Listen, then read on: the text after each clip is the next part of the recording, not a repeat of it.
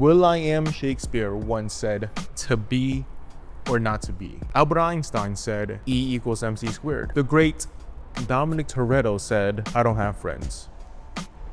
Yo tengo familia." So in my attempt to be up there with one of the greats, my legacy quote is gonna be, what is the best exhaust for the BRZ? Personally, I have not had a lot of different exhaust systems installed on this car, but I've heard a lot. And based on the mistakes I've made on my last car, I now have a better understanding when it comes to modding the exhaust on my BRZ. For example, I'm not just gonna do a muffler delete because it never comes out right and doesn't sound good. I'm also not gonna do a straight pipe because it makes it so that you can't have a conversation in the car. So from here on out, I'm only gonna get full exhaust systems. But even with that, there's levels to it, because if you get a really cheap one off of eBay, like Rev 9, I don't know if that's a thing with the Subarus, but it was pretty popular with the GTIs, 200 to 300 for a full catback. Even though on the surface, it's just a bunch of metal pipes, you might run into fitment issues, the quality of the material, and if anything goes wrong, I'm pretty sure you wouldn't get any customer service. I would recommend you spend that 200 to 300 or whatever it costs on something else that's actually functional for the car,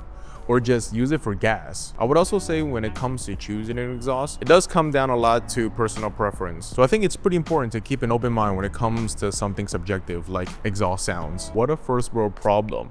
Keep an open mind about your exhaust notes. I would definitely say go listen to exhausts in person instead of over video or your phone or computer speakers. But I do want to present to you my favorite exhaust, not just on this car, but also when I had it on my GTI, and probably the only type of exhaust I would want for any future cars. This is a 3-inch XForce Varex valved catback.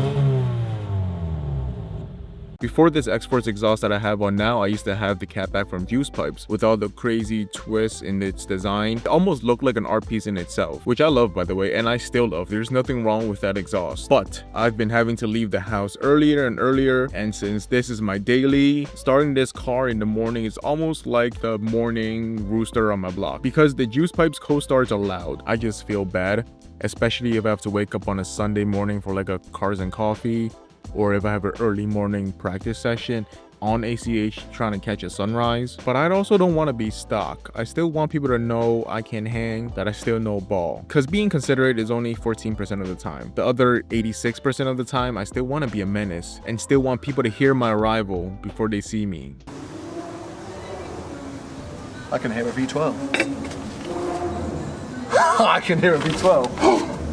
Oh my giddy aunt. And that's why I specifically love this XForce catback of all the other catbacks out there, because the valves on this actually makes it unique, at least to have the option if I want it to be wide open and be loud, or quiet down depending on whatever situation I'm in. But honestly though, like, who am I kidding? I'm just gonna have it wide open majority of the time. I was kind of intimidated with the install and the wiring at first, but it's actually pretty straightforward. I'm saying that as I'm showing you clips of me being at a shop, getting it installed by someone else. Hey, in my defense, it's because I want to focus on the filming so I can get great camera shots. The exhaust part of the install is how you regularly would install a normal catback. Basically plug and play, or I guess like bolt it on and play. One very important thing to note though, and like do this and prepare for this before you even get to installing. The factory spring bolts off of the OEM catback don't seal the OEM front pipe to the XForce mid pipe. And the bolts that XForce provides for these hoses are a bit too big for the hose on the OEM front pipe. So you need to go ahead and grab two M8 flange change bolts and nuts, and that works perfectly. But to wire the power to control the valves is where you have an additional step from a normal catback, and this requires a 12-volt outlet. For the twins, our only 12-volt is in the glove box, so you do need to put some elbow grease and route the wire to the back, which actually isn't very hard. And you do have to take out the rear seat cushion if you want it super neat and incognito and hide the wire, but that also isn't very hard at all. It's only held on by one 10mm bolt. This is the way I routed it, and it's super hidden, like you could never find the wire or see the wire. And for the control box itself, you can put some double-sided tape and tape it somewhere or hide it or whatever, but I just leave it in the glove box. When you do get to the rubber grommet in the trunk, you can punch a little hole in the middle and push the wire through, and that will then route to the outside of the car where you would plug it into the catback. One actual very helpful piece of advice that I do have for you is that if you're like me and you're going to install it at a shop, do all the wiring part yourself first before going to the shop, because the wiring part doesn't really require any tools except one 10mm ratchet to take out the rear seat cushion, and that would only take like an hour at most depending on how neat you want it, so that at the shop, after they install the catback normally, they can just plug the power source in, and that way the shop should only charge you for the exhaust part of the install, which is just like a normal catback. But if you have the space and tools, you could probably just do this on jack stands,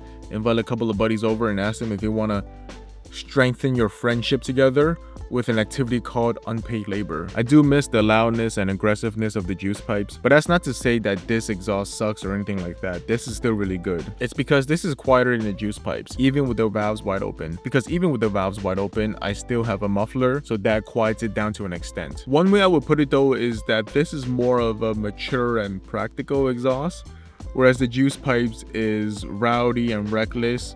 But if that's something you want, then by all means go for it, because this XForce one is still louder than stock. But I mean, anything is louder than stock. One thing that kind of surprised me though was that I still get pops on rev match and downshifts with this XForce exhaust, because I thought I was gonna lose that knowing that this was quieter than the juice pipes. But no, still pops on downshifts and rev matches, which I love. On the outside, I've been told that this exhaust is pretty loud and aggressive and bassy. And I say I've been told because in the cabin it almost sounds stock. In cabin to me sounds like as if I still had the stock exhaust and I still had the module plugged in where it pumps the fake exhaust noises through the speakers, which by the way you should have already taken out. It's super easy. You actually don't even need any tools. On the passenger side, right next to the glove box, you can actually just stick a finger, or your finger, someone else's finger. There's a little cutout that you can stick a finger in and pull the panel out, and then you could reach the AS, the RS, whatever the module is called, the sound module, and just stick your finger in there some more and pull it down and unplug it. So yes, quiet on the inside, but I've been told again that on the outside it's still very aggressive and loud. I guess what I'm trying to get at is that this XForce exhaust is a great happy medium for me, that I'm down to give up some loudness of the juice pipes for more of this practical, mature valve of the XForce. Damn, am I getting old? I don't want to be loud and aggressive. Practical, mature, what's wrong with me? I'm trying my best to explain the sound of the exhaust through words and video, but like I said earlier, listening to an exhaust through video doesn't really help. I mean, I guess you can get a sense of its tone, but not really the loudness of it, because there's so many variables when recording exhaust sounds, like depending on how far someone recorded, what their export quality is, if they mess with the audio or in the editing program, or if they cranked it up or lower, the quality of your speakers or through your AirPods or whatever. So again, your best bet to listen to any exhaust is in person, so use that as an excuse to go out to car meets and make friends. Most of the time for car meets, I go to the Fujiwara Tofu Cafe in El Monte, Rosemead, and they have meets every other week, if not every week. And yes, they are tame, sophisticated, chill meets, because there's the security of the lot and the Fujiwara Tofu Cafe owner there regulating it. No takeovers and no broccoli heads. So if you ever catch me out there, in a good way, not that because we're ops and you're like, yo, I'm gonna catch him out there to catch these hands. No, in a good way. If you see me out there, feel free to ask me to turn on my car and listen to the XForce exhaust with the valves open and closed, if that would help you make your decision. And that's it for me. So thanks for watching, especially if you made it this far. I'll catch you in the next one.